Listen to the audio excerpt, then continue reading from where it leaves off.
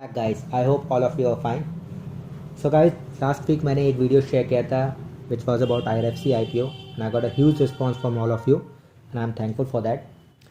Guys, मैंने last video में एक प्रॉमिस किया था कि I will tell you more about IPO procedure, IPO allotment procedure, because काफ़ी सारे मेरे फॉलोअर्स, मेरे फ्रेंड्स जो हैं वो मार्केट में न्यू हैं, शेयर मार्केट में, फाइनेंशियल मार्केट में न्यू हैं, तो don't know much about share market and stock market. तो मैंने सोचा कि ये एक वीडियो शेयर करूँ और लेमन टर्म्स में, थोड़ा सिंपल लैंग्वेज में उन लोग को IPO के बारे में बताऊं। तो गाइस, मैंने लास्ट वीडियो में आपको बताया था कि IPO होता क्या है। It is initial public offering. जब भी कोई कंपनी पब्लिक होती है तो वो एक अपना IPO लेके आती है, पब्लिक ऑफरिंग लेके आती है, अपने स्टॉक्स को बेचती है, इन्वेस्टर्स को बाई करते हैं, बिडिंग करते हैं, अलॉटमेंट होता है, उसके बाद से वो कंपनी लिस्ट होती है। अब हम चलते हैं कि इंडिया में इनिशियल पब्लिक ऑफरिंग का प्रोसीजर क्या है, प्रोसेस क्या है, वो हम देखते हैं कितने स्टेप्स में होता है। तो फ्रेंड्स, इंडिया में IPO के प्रोसीजर में 6 to 7 स्टेप्स है। पहले तो सबसे पहला वर्क होता है, कंपनी एक इन्वेस्टमेंट बैंक हायर करती है एज अ लीड मैनेजर। उसके बाद से एक प्रॉस्पेक्टस ड्राफ्ट होता है which is called DRHP, SEBI को सबमिट करने के लिए। Then after SEBI's approval road show होता है, प्रमोशन होता है IPO का, फिर एक रेड हेरिंग प्रॉस्पेक्टस भी इशू होता है, प्राइसिंग होती है, फिर उसके बाद बिडिंग होती है थ्रू बुक बिल्डिंग, फिर अलॉटमेंट प्रोसीजर होता है, प्रोसेस होता है अलॉटमेंट का, और फाइनली जब अलॉट हो जाता है इन्वेस्टर को तो कंपनी लिस्ट होती है NSE BSE में। अब हम जानते हैं कि स्टेप बाय स्टेप प्रोसेस कैसे होता है। तो सबसे पहला स्टेप है IPO का कि वो इन्वेस्टमेंट बैंक कंपनी हायर करती है एज ए लीड मैनेजर। तो इन्वेस्टमेंट बैंक का वर्क क्या होता है? इन्वेस्टमेंट बैंक का बेसिकली जो वर्क होता है वो दो तरह का होता है। एक होता है मर्जर एक्विजिशन एडवाइजरी का, M&A एडवाइजरी का, दूसरा होता है अंडरराइटिंग का। तो IPO में इन्वेस्टमेंट बैंक का वर्क होता है अंडरराइटिंग का। They work as a middle person between corporation and investor. वो सारा प्रोसीजर होता है उनका कि वो दोनों के बीच में वो वर्क करते हैं। इन्वेस्टर पैसे देता है, कंपनी पैसे लेती है, तो उसके अंडरराइटिंग का जो भी प्रोसीजर होता है वो इन्वेस्टमेंट बैंक करता है। नेक्स्ट स्टेप, उसके बाद से बैंक जो है वो इन्वेस्टमेंट बैंक जो है वो एक ड्राफ्ट प्रिपेयर करता है which is called DRHP, draft red herring prospectus, SEBI को सबमिट करने के लिए। उसमें सारी इन्फॉर्मेशन होती है। वो 200-250 पेज का वो DRHP होता है। आप जब भी चाहें तो वो सेबी के साइट से वो आप DRHP किसी भी IPO का निकाल सकते हैं, बहुत ईजिली अवेलेबल होता है। वो जब सबमिट होता है उसके बाद से फिर वो सेबी उसको चेक करता है, उसमें कोई क्वेरी होती है तो वो लगाता है। जब सेबी उसको अप्रूवल दे देता है, अपना DRHP को अप्रूवल दे देता है कि हाँ this all information are correct, तो उसके बाद से फिर वो रोड शो स्टार्ट होता है which is called third step. Road show, promotion, IPO के प्रमोशन होते हैं, हर जगह इनिशियल प्रेजेंटेशन दिया जाता है, हर जगह उसके प्रमोशन होते हैं, वेबिनार्स होते हैं। आप चाहें तो वेबिनार्स आप ज्वाइन करके देख भी सकते हैं। अगर किसी को ज़रूरत हो जो वेबिनार्स देखने का नेक्स्ट अपकमिंग IPO में, तो प्लीज़ मुझे कमेंट में बताएं, मैं उन्हें वेबिनार्स के लिंक भेज दूंगा कि कैसा होता है और क्या क्या चीज़ें और क्या क्या इन्फॉर्मेशन दी जाती है वेबिनार में। बेसिकली रोड शो तो मेजर सिटीज़ में होते हैं ताकि पब्लिक का इंटरेस्ट पड़े अपकमिंग ऑफर में, बट आजकल पैंडमिक की वजह से वेबिनार्स काफ़ी ज़्यादा अवेलेबल हो गए हैं, वेबिनार्स ही होते हैं। रोड शो में प्रेजेंटेशन ज़्यादा नहीं रहती है, वेबिनार्स में ही सब कुछ अवेलेबल है। तो रोड शो के बाद हम आते हैं फोर्थ स्टेप पे। फोर्थ स्टेप क्या है? जब रोड शो कंप्लीट हो जाता है, प्रमोशन हो जाते हैं सारे, तो फिर एक रेड हेरिंग प्रॉस्पेक्टस इशू होता है, वो सबमिट किया जाता है, उसमें प्राइसिंग होती है। आप देख सकते हैं रेड हेरिंग प्रॉस्पेक्टस कैसा होता है। ऐसे ही कुछ आप सेबी के उससे आप सेबी के साइट से निकाल सकते हैं। ये इस तरह का होता है। इसमें इनके इन्वेस्टमेंट बैंक के नेम होते हैं, जो जो लिंक है और वो सारी चीज़ें, सारी इन्फॉर्मेशन इसमें दी रहती है। इट्स ए प्रिलिमिनरी प्रॉस्पेक्टस, तो आप वो देख सकते हैं। इसमें प्राइसिंग भी होती है। अब हम आते हैं फिफ्थ स्टेप पे, जो कि होता है बिडिंग का, जो सबसे इम्पॉर्टेंट है। लोगों को मोस्टली तो बिडिंग से ही मतलब होता है, प्रॉस्पेक्टस क्या बन रहा है, बैंक कौन है, इससे ज़्यादा लोग ध्यान नहीं देते। बिडिंग का देखते हैं कि प्राइसिंग क्या है, कैसे है। तो गाइस, बुक बिल्डिंग में जनरली होता क्या है? बुक बिल्डिंग वो प्रोसेस है जो अंडरराइटर्स होते हैं वो प्राइस डिटरमाइन करते हैं जो कि IPO में ऑफ़र किया जाएगा पब्लिक को, और पब्लिक का इंटरेस्ट देखते हैं, पब्लिक के डिमांड्स को रिकॉर्डिंग होती है, डिमांड्स देखते हैं कि कितने शेयर्स इशू हो सकते हैं, क्या इशू प्राइस होगा, वो सारे प्रोसीजर को बिडिंग कहते हैं। बिडिंग बुक बिल्डिंग का एक प्रोसीजर है।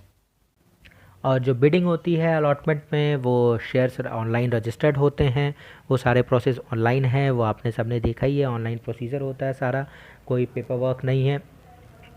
और उसके बाद से फिर जो भी इनवैलिड बिड्स होते हैं उसको, अगर कोई इनकरेक्टली अगर बिडिंग हुई है, जैसे भी आईपीओ प्राइस आया, कोई लॉट आया, लोगों ने बिडिंग किया बट वो बिडिंग गलत हो गई, किसी रीज़न के वजह से इनकरेक्ट रह गया, तो उस सारे सबमिशन को, सारे एप्लीकेशन को वो एलिमिनेट किया जाता है। उसके बाद सारे प्रोसीजर होते हैं उसके, एलिमिनेट होता है। कोई रॉन्ग बिडिंग होती है, कोई इनकरेक्ट होती है, या कोई भी रीज़न से अगर सही नहीं है, वो एप्लीकेशन सही नहीं है, तो उसको रिजेक्ट किया जाता है अलॉटमेंट के प्रोसीजर में।